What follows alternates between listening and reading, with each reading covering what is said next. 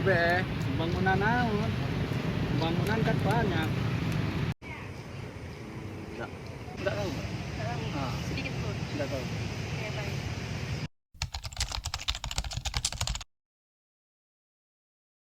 Belum pernah Belum pernah dengar. dengar. Belum juga. Belum. Belum juga.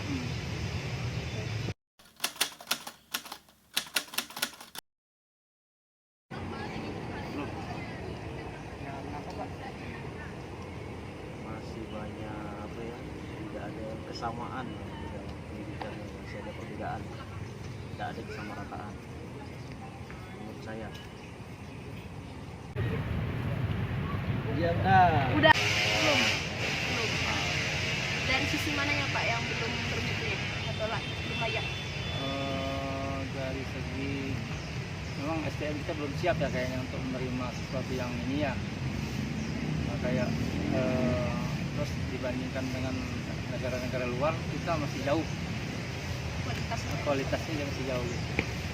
Karena kan SDM-nya kurang Ini siap. kurang siap.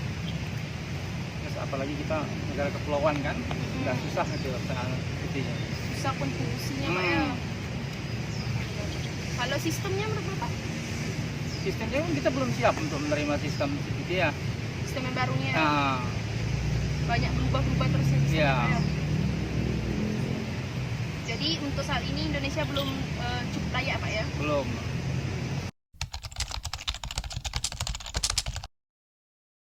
Iya, bisa. Bisa. Nah, Kenapa Pak? Menurut Bapak bisa? ya dengan adanya ilmu pengetahuan itu kita bisa mendapatkan keadilan, iya keadilan dan kemanusiaan. Karena kalau misalnya pendidikannya semua orang bisa dapat, maka adil dan Adil beradab ya Pak secara ya? ilmu. Alasannya? Kalau pendidikannya bermutu, otomatis kan sila kedua itu kan bunyinya kemanusiaan yang adil berada. Dengan pendidikan yang bermutu maka setiap manusia, penduduk Indonesia kan mendapat pendidikan yang sama rata. Itu bisa mempengaruhi sila kedua. Adil. Saya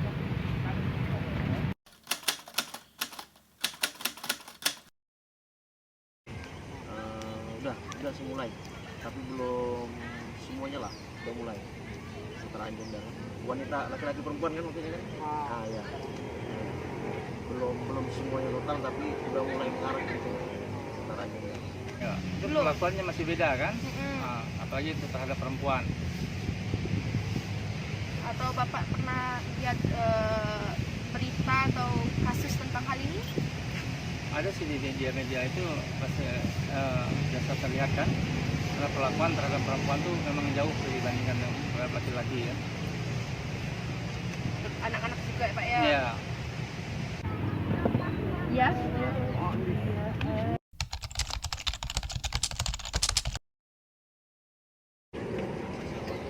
Ya bisa setaraan gender berarti bisa keadilan sosial bagi seluruh rakyat Indonesia kan. Tapi tidak ada membeda-bedakan antara wanita dan laki-laki. Ya, bisa terwujud dengan persamaan antara laki-laki dan perempuan, tidak ada perbedaan diskriminasi, apalagi terhadap perempuan kan, anak-anak. Dengan ada terwujudnya itu bisa pengamalan sila kedua dari Pancasila itu bisa terwujud.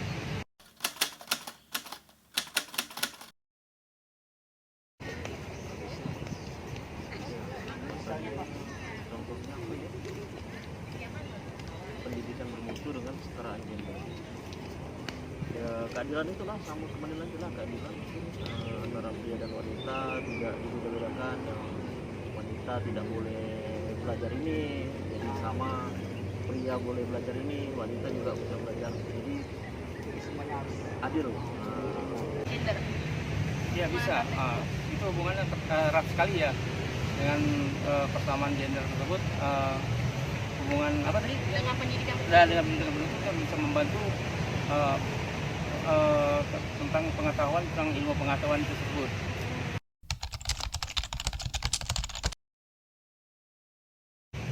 pemerataan itu dari ya, itu menyangkut ekonomi juga ya. Kadang-kadang kalau masalah pendidikan di Indonesia ini umumnya apalagi kayak apa ya, guru kayak itu kan mereka belum ini bisa istilah tuh untuk mengajarkan anak-anak murid itu sebagaimana mestinya kan. Kadang-kadang apalagi kurikulum sekarang kan menuntut anak-anak tuh lebih itu ketimbang gurunya sendiri untuk lebih melakukan aktif ya? lebih aktif. Jadi apa yang harus dilakukan Pak? Ya gimana ya intinya ya? Atau memperbaiki sistem? Apa sistemnya bisa jadi sistemnya yang kurang cocok dengan kurang Indonesia. untuk iklim kita di Indonesia ini kan, apalagi kita jadi banyak pulau kan, pedalaman segala macam kan hampir tidak tersentuh gitu kan pendidikan itu. Jadi kalau sistemnya tidak perbaiki, aku rasa susah juga untuk itu mewujudkan. Dari pemerintah harus apa ya, dilihat sistemnya, apakah sistemnya sudah benar, apakah ditengok lagi hasil akhir dari sekolah kuliah itu di mana, bukan lapangan pekerjaannya. Orang selesai kuliah langsung dapat kerja. Kalau ada yang salah di sistem itu diperbaiki. Kalau ya kira-kira bisa diperbaiki, kalau misalnya tidak bisa diperbaiki ya buat sistemnya, atau enggak kita bisa belajar ke negara-negara yang lebih maju daripada Indonesia. Makasih sudah jawabannya Ya. Pak, tapi saya mau memberitahu lagi karena tadi ada beberapa hal yang Bapak bilang belum tahu. Jadi saya mau beritahu biar kita sama-sama tahu. Iya betul Pak. Jadi soal pembangunan berkelanjutan itu kalau definisinya Pak, kayak ini pembangunan yang berprinsip, yang punya prinsip dia memenuhi kebutuhan sekarang tapi tanpa mengorbankan kebutuhan generasi masa depan.